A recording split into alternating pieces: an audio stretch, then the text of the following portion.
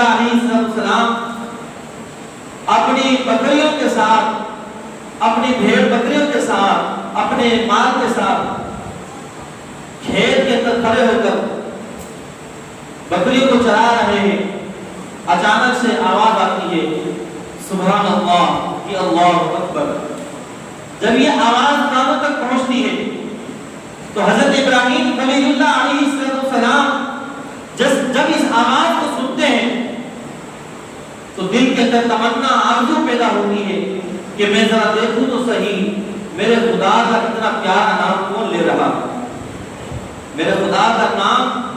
اتنے پیارے انداز میں کون لے رہا ہے، اتنی خوشنودی کے ساتھ۔ تو جب آگے بڑھ کر دیکھتے ہیں تو ایک شخص ہوتا ہے جو فرشتہ ہے، فرشتہ انسانی شکل میں کھڑا ہوتا ہے اور وہ ظاہر ہو جاتا ہے۔ تو حضرت ابراہیم خلیل اللہ علیہ السلام فرماتے ہیں کہ اے بندے ذرا مجھے وہی آواز سنا جو تم نے پہلے لگائی تھی، صدا جو تم نے پہلے صدا لگائی تھی وہ آواز سنا۔ تو وہ فرشتہ یہ کہتا ہے کہ اے ابراہیم پہلے جو میں نے سبحان اللہ اللہ اکبر جو آواز لگائی تھی، صدا لگائی تھی، وہ میں نے اپنی مرضی سے لگائی تھی، اب اگر تو کہتا ہے تو اس پر تھوڑے سے پیسے لگیں گے، اس پر تھوڑے سے پیسے لگے تو کچھ خرچ کرنا پڑے گا۔ کہا ابراہیم علیہ السلام ارے یہ کیا چیز ہے، خدا کا نام ہو اور میں اس چیز کو دیکھوں کہ میرے پاس مال ہے، تم نام تو لو خدا کا، تم وہی صدا دوبارہ لگاؤ، جو تمہیں چاہیے وہ میں تمہیں دے دوں گا۔ تو حضرت ابراہیم خلیل اللہ نے جب یہ اس بندے سے گفتگو کی اس فرشتے سے، تو اس فرشتے نے کہا کہ یہ جو بکریوں کا ریوڑ ہے، بکری دبے کا ریوڑ ہے، ایک مرتبہ سبحان اللہ اللہ پر کہنے کی یہ قیمت ہے کہ تم اسے میرے پاس بھیج دو تو میں دوبارہ وہی صدا لگانا شروع کر دوں گا، وہی دوبارہ صدا لگاؤں گا۔ حضرت ابراہیم خلیل اللہ نے اپنے خدا کے نام کو سننے کے لیے وہ سارے کے سارے بکریاں دبے سارے کے سارا جو ہے اس فرشتے کے حوالے، اس بندے کے حوالے کر دیا جو انسانی شکل میں تھا، اور پھر تھوڑی دیر کرتا رہا، پھر خاموش ہو گیا۔ کہا کہ تم خاموش کیوں ہو گئے؟ کہا کہ ابراہیم اس بکریوں کے ریوڑ کو دینے کے بعد تو کیا کہتا ہے کہ میں یہ صدا لگاتا رہوں،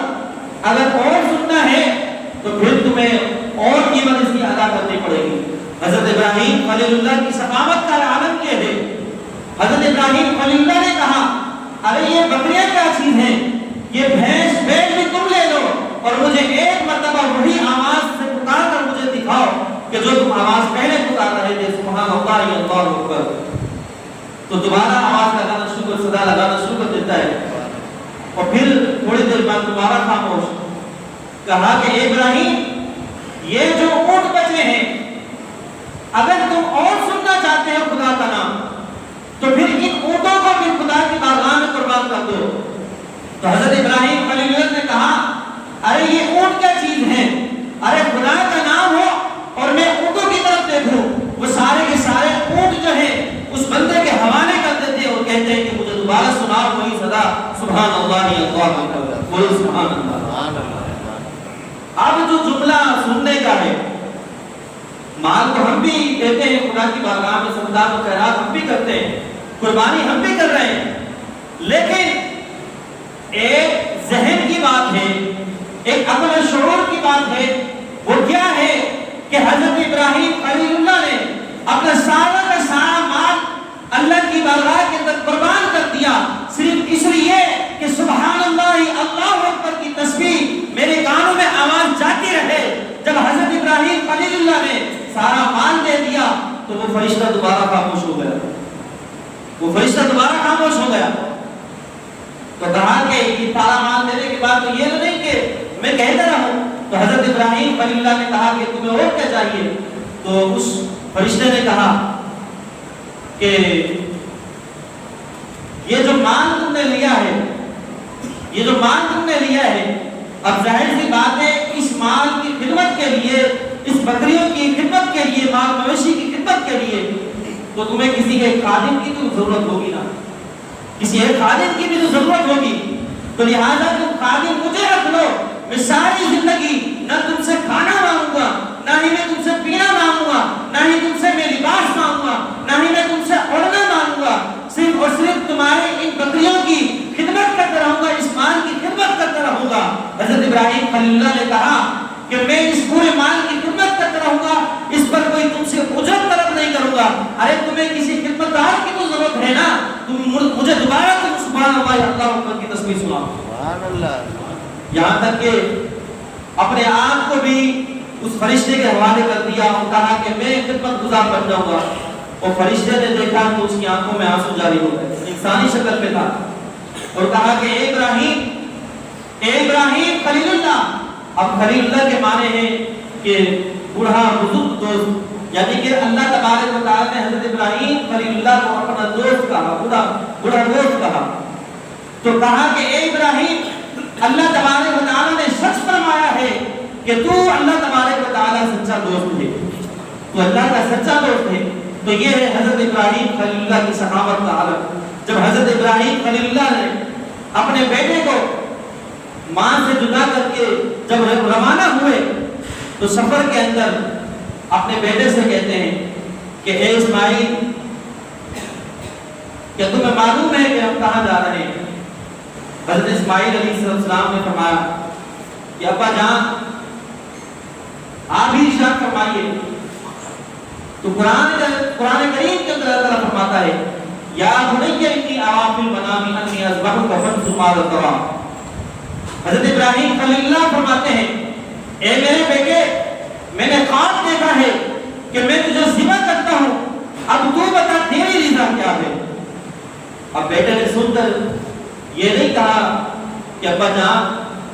کہ خواب آپ نے دیکھا ہے تو خواب کی وجہ سے کہ آپ اپنے بیٹے کو قربان کر دیں گے، نہیں۔ حضرت ابراہیم خلیل اللہ نے جب یہ کہا تو یہ سن کر حضرت اسماعیل علیہ السلام نے عرض کیا یا ابت افعل ما تؤمر ستجدنی انشاءاللہ من الصابرین۔ اے ابا جان، آپ کو جس بات کا حکم دیا گیا ہے وہ کر لیجئے، انشاءاللہ تبارک و تعالی آپ مجھے صبر کرنے والوں میں سے پائیں گے۔ سبحان اللہ، سبحان اللہ۔ یعنی کہ یوں سمجھ لیجئے کہ باپ اللہ کی بارگاہ کے اندر بیٹے کو ذبح کرنے کے لیے تیار ہے اور بیٹا اللہ کی بارگاہ کے اندر ذبح ہونے کے لیے تیار ہے، دونوں کی رضا ہے۔ ہوتا یہ ہے کہ دو فریقین ہو تو ایک شخص جو ہے وہ تیار ہوتا ہے، دوسرا شخص نہیں ہوتا، لیکن یہاں تو معاملہ ہی کچھ اور ہے۔ حضرت ابراہیم نے کہا کہ اے بیٹے میں تو ذبح کر رہا ہوں، تو بیٹے نے جواب دیا ابا جان اگر آپ کو خدا کا حکم ہوا ہے تو آپ کو کر لیجئے، جو کرنا چاہتے ہیں وہ کر لیجئے، ضرور آپ مجھے صبر کرنے والوں سے پائیں گے۔ تو معلوم یہ ہوا ارے یہ تو حضرت ابراہیم خلیل اللہ ہے، یہ تو ان کا عالم ہے، جب ان کی اولاد کی بات کی جائے تو وہ بھی اللہ کی رضا کے خاطر قربان ہونے کے لیے تیار ہے، اللہ کی بارگاہ کے اندر قربان ہونے کے لیے تیار ہے۔ اب ہوتا یہ ہے چشم و فلک نے یہ نظارہ دیکھا، نہ زمین پر ایسا کبھی ہوا، نہ آسمان پر ایسا کبھی ہوا، نہ فرشتوں نے ایسا واقعہ دیکھا، نہ ہی ملائکہ نے ایسا واقعہ دیکھا۔ فرشتے ملائکہ اللہ کی بارگاہ کے اندر کہنے لگے یا باری تعالیٰ کہ قیامت برپا ہو گئی ہے کہ آج ایک باپ اپنے بیٹے کو ذبح کر رہا ہے۔ تو پھر اللہ تبارک و فرماتا ہے کہ اے فرشتوں، تم تو کہتے تھے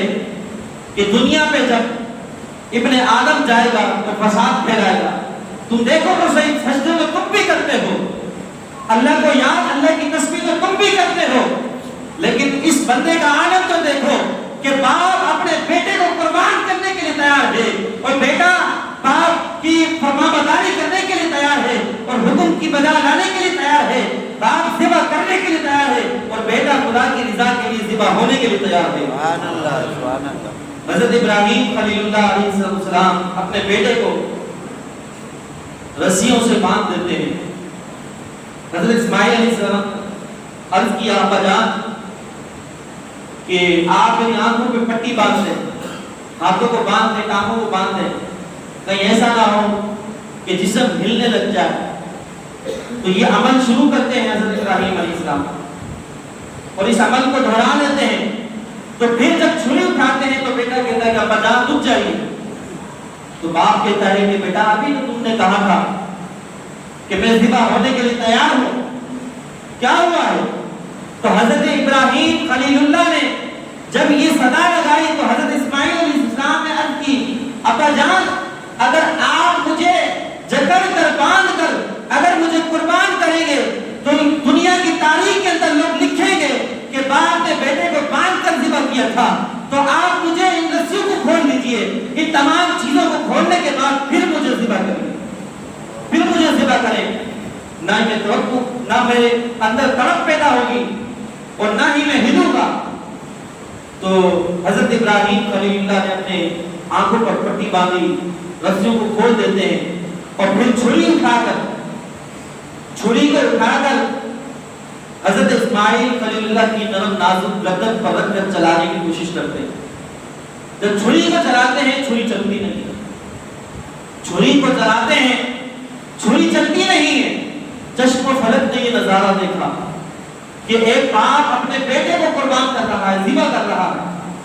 جب یہ معاملہ دیکھا تو اس معاملے کو دیکھا تو قرآن کریم کے اندر اللہ فرماتا ہے فلما اسلما وتلہ للجبین، جب دونوں نے حکم مانا اور باپ نے بیٹے کو ماتھے کے بل لٹا دیا اور چھری کو گردن پر رکھ کر چلانے کی کوشش کی، جب چلانے کی کوشش کی تو چھری چلتی نہیں ہے۔ دوبارہ چھری کو ہٹا کر پھر پتھر پر اس کو رگڑ کر تیز کرتے ہیں، پھر چلانے کی کوشش کرتے ہیں، چھری چلتی نہیں، چھری کو چلانے کی کوشش کرتے ہیں، چلتی نہیں ہے۔ پھر اس چھری کو اٹھا کر پتھر پر لکڑی کے مارتے ہیں، پتھر کے لکڑی کے دو ٹکڑے ہو جاتے ہیں، لیکن حضرت اسماعیل کی گردن نہیں کٹتی ہے۔ لوگوں ذرا یہاں پر سوچو تو صحیح، یہاں پر عالم کیا ہے؟ باپ بیٹے کو ذبح کرنے کے لیے تیار ہو چکا ہے، بیٹا ذبح ہونے کے لیے تیار ہے، ارے چھری کاٹتی کیوں نہیں ہے؟ تو چھری زبان حال سے بولنے لگتی ہے، زبان حال سے بولنے لگتی ہے کہ اے ابراہیم خلیل اللہ، کہ آپ ایک مرتبہ مجھے ذبح کرنے کے لیے کہتے ہیں، مجھے اسماعیل کی گردن کو کاٹنے کے لیے کہتے ہیں، اور خدا مجھے 70 مرتبہ روکتا ہے کہ اے چھری تو چلنا نہیں، اے چھری تو چلنا نہیں۔ حضرت ابراہیم خلیل اللہ نے عرض کیا، حضرت ابراہیم خلیل اللہ نے فرمایا کہ اے چھری تیرا کام کاٹنے کا ہے، تو کاٹ دے۔ تو پھر یہاں پر چھری نے کہا کہ اے ابراہیم آگ کا کام بھی تو چلانا ہے، جب نارے نمرود میں تجھے پھینکا گیا تو آگ کیسے تجھ پر ٹھنڈی ہو گئی؟ کہ جس خدا نے اس آگ کو ٹھنڈا کیا تھا، اس آگ کو تجھ پر ٹھنڈا کیا تھا، آج وہی خدا مجھے حکم دے رہا ہے کہ اے چھری تو چلنا نہیں۔ تو پھر کیا ہوتا ہے کہ حضرت ابراہیم خلیل اللہ نے چھری کو سختی کے ساتھ چلانے کی کوشش کرتے ہیں، چلاتے ہیں تو کیا ہوتا ہے کہ گرم گرم خون آپ کے ہاتھوں پہ لگتا ہے۔ تو جیسے ہی ہاتھ پر وہ خون لگتا ہے تو پھر حضرت ابراہیم خلیل اللہ بڑے خوش ہو جاتے ہیں کہ بہت بڑا حکم کا آج پورا ہو گیا۔ تو آنکھوں سے جب پٹی کھولتے ہیں تو کیا دیکھتے ہیں کہ نیچے بیٹا نہیں دمبا ذبح ہوا پڑا ہے، بیٹا نہیں دمبا ذبح ہوا پڑا ہے، دمبا ذبح ہوا پڑا ہے۔ اب یہاں پر ہوتا یہ ہے کہ قرآن کریم کے اندر اللہ فرماتا ہے وَنَادَيْنَاهُ أَن يَا إِبْرَاهِيمُ قَدْ صَدَّقْتَ الرُّؤْيَا إِنَّا كَذَلِكَ نَجْزِي الْمُحْسِنِينَ إِنَّ هَذَا لَهُوَ الْبَلَاءُ الْمُبِينُ وَفَدَيْنَاهُ بِذِبْحٍ عَظِيمٍ وَتَرَكْنَا عَلَيْهِ فِي الْآخِرِينَ، اور ہم نے بتایا اے ابراہیم بے شک تو نے خواب کو سچ کر دکھایا، بولے سبحان اللہ، بے شک تو نے خواب کو سچ کر دکھایا۔ ہم مخلصین کو ایسا ہی صلہ دیا کرتے ہیں۔ تو یہ ہے ایسے لوگوں کا جو مخلص طور پر اللہ کی رضا کے خاطر جو اپنا سب کچھ اللہ کی بارگاہ کے اندر قربان کر دیتے ہیں۔ اور پھر جب حضرت ابراہیم خلیل اللہ یہ دیکھتے ہیں تو خوشی کے عالم میں یہ صدا پکارتے ہیں اللہ اکبر۔ تو حضرت اسماعیل خلیل اللہ فرماتے ہیں اللہ اکبر اللہ اکبر۔ تو پھر جبرائیل کھڑے ہوتے ہیں، وہ کہتے لا الہ الا اللہ واللہ اکبر اللہ وللہ الحمد۔ تو یہ اللہ رب العزت نے اس قربانی کو حاجیوں کے لیے یہ بنا دیا کہ جب حاجی حج کرنے کے لیے جائے تو اس عمل کو دہرائے کہ وہ جا کر اس دمبے کو ذبح کرے وہاں پر